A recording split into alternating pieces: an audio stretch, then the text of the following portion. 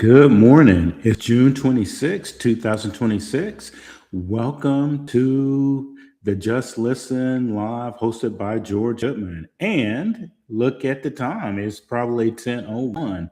So welcome to the podcast. So today I want to give you an update on what the candidates are talking about. Let me just get that up. Um, my observation for the week is there's still no ads out, and I'm hoping that people listening who are subscribers are telling other people to go out to the websites, especially for the Republican candidates, so that they know what folks stand for. So let's dive immediately into it. So, for this election cycle, for the November midterms, we're still talking about cost of living concerns, immigration policies, labor priorities, and high stakes ballot eligibility battles. So, as far as the high stakes eligibility battle goes, the Republican Darren Bailey for governor lost the bid to keep the independent off of the November ballot. So that's been settled now, and that person can run for governor as an independent. Now, I mentioned previously that I didn't understand was specifically worried about that, even though the person was a Republican. Maybe based on ideas, that person could take votes from the Democrat as well. Who knows? But this is a lesson really in look at what the issues are in policies. And if the policies are worthwhile, the electorate, people voting, will see through things and vote for the best candidate. So, top campaign issues still are affordability and grocery bills. So, both parties are saying that the cost of living is rising. Um, they're talking about inflation with grocery bills and food prices taking center stage as key economic talk. As far as I know, both sides are very much apart on what the solution is. The Democrats want to raise taxes on millionaires, and the Republicans are looking at doing audits so that they can figure out how to save money and how to drive stuff down. Now, also, as I've been telling you, that if you look at the grocery tax, the gas tax, etc., the grocery tax was repealed by the state, but the local municipalities kept theirs, so there wasn't really a gain on that. Taxes and spending. So the governor nominee Republican is focused on um, eliminating waste and cutting taxes through audits. So the Republican side, the governor nominee on the Republican side is looking at conducting these audits because this person is saying that the state is spending too much money and what are we spending it on? Whereas the governor, J.B. Pritzker, is looking at uh, how to uh, how to spend the budget this year and invest in schools, etc. So that's the difference there. I was actually trying to find a good point to make for the Democrats. They've been in power. He's been in power 7 years. You can just look at his record if you really want to know. So, immigration and sanctuary policies. In the wake of the Trump aligned platforms dominating the GOP messaging, Republican candidates are heavily criticizing Illinois' current migrant spending and advocating for the repeal of the statewide sanctuary laws. Okay, So that's why I keep bringing up that if the Republicans could control the Attorney General's office, that position, if it was Republican, could challenge it. The governor really cannot challenge it. He could do an executive order. However, as far as I know, there is law that says that immigrant status is not really a problem in Illinois. But the attorney general, the first day on the job, could challenge the jobs. That's why I said if we were targeting a position to really make that candidate win, it would be attorney general.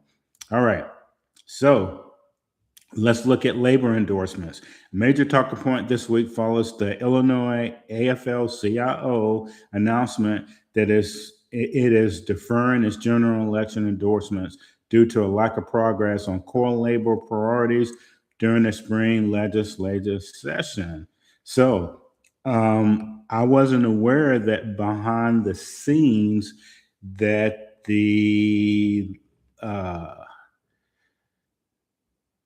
the labor unions were trying to get some stuff done. And since it's an election year, the Democrats, with the super majority in the legislature, were not really on board with even talking about it, right? So the labor unions want to ensure that their priorities are taken care of, meaning that they're, the people in labor can get raises, they can protect pensions and all that stuff. And remember, in Illinois, the pensions are paid for by the state, right? Because they have an agreement with the labor unions, like the AFL CIO.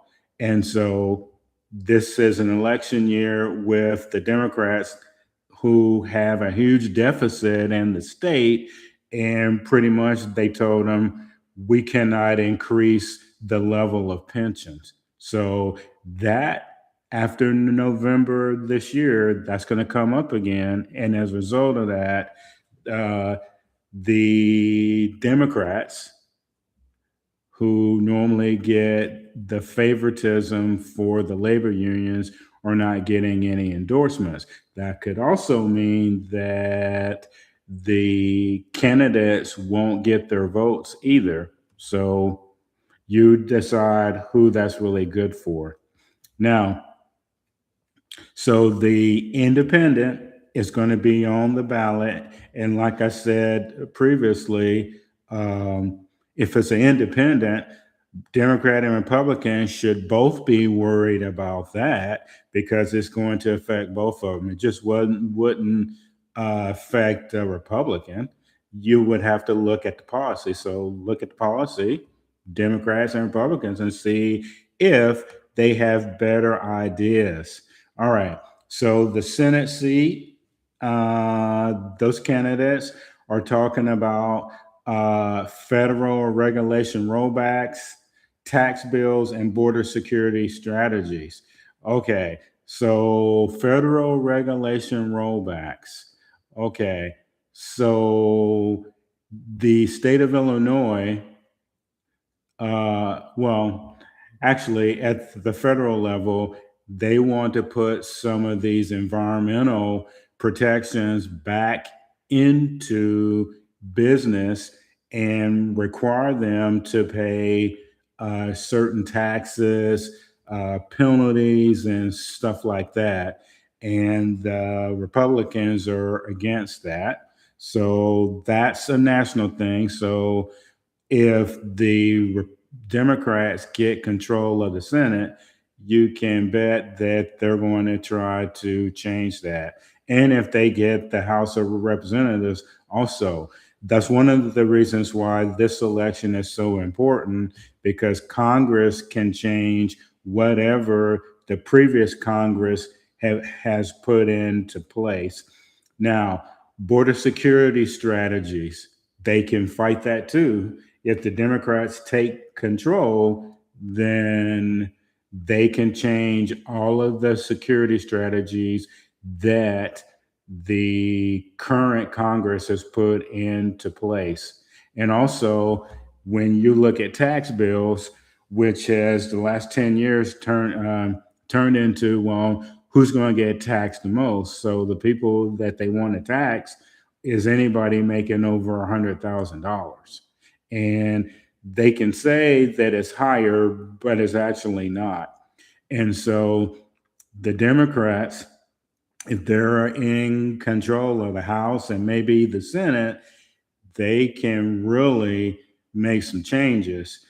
Luckily, in our form of government, any president can veto stuff that they don't think should be in the budget. Now, if Congress turns Democrat, we're going to see that in place, and you're going to see a record number of vetoes. And as you know, it takes 2/3 majority of Congress to override a presidential veto. So stay tuned, because the mainstream media will be all over that and uh, coming after the president on that stuff.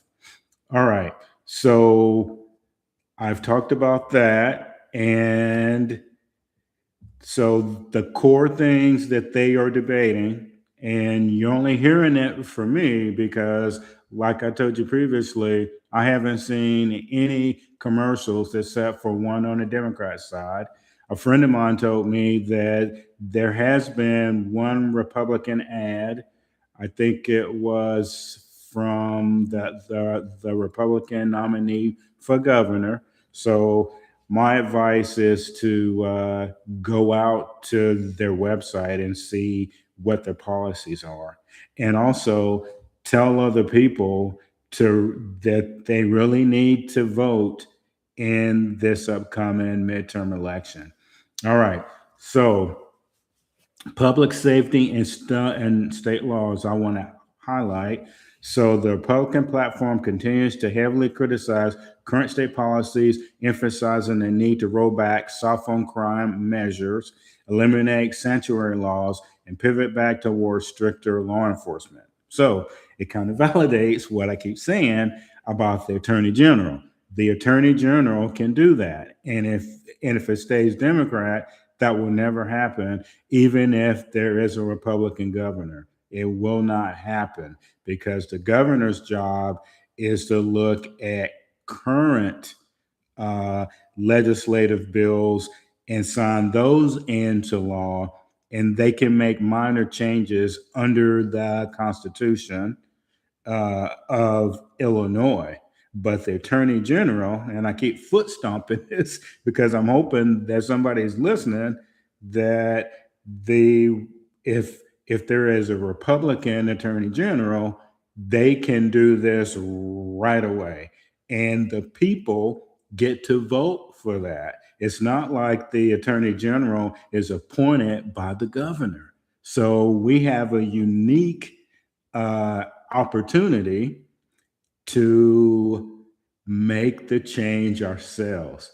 All right. And I'm not telling you not to vote for the Republican governor uh, or the Republican running for the Senate or Secretary of State.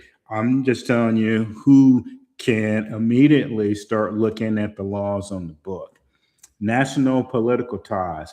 All right. So, according to this, Governor Pritzker is leveraging his platform to position Illinois as a defender of progressive policies, highlighting battles against federal rollbacks on climate change, reproductive rights, and education.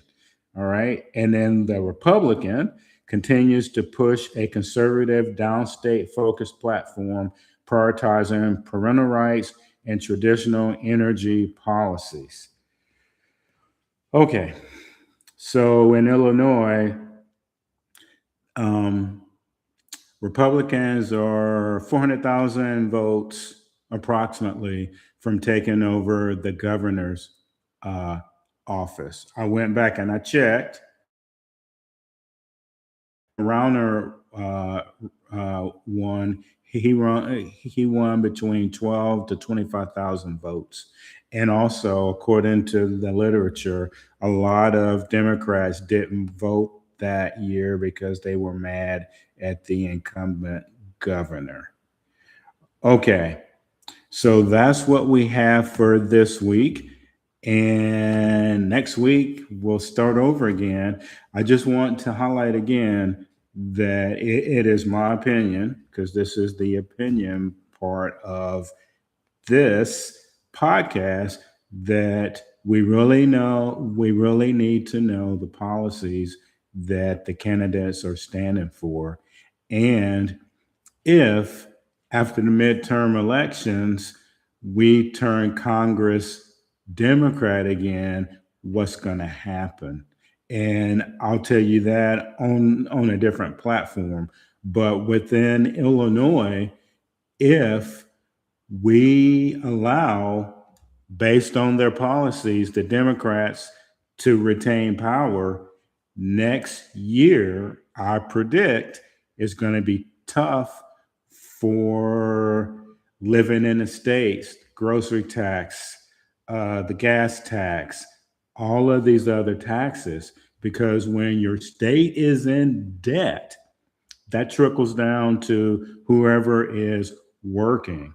And the reason that we're not getting federal money in the state of Illinois is based on the state's pushback to some of the federal laws. And if you've been following me, you know what those are, especially immigration.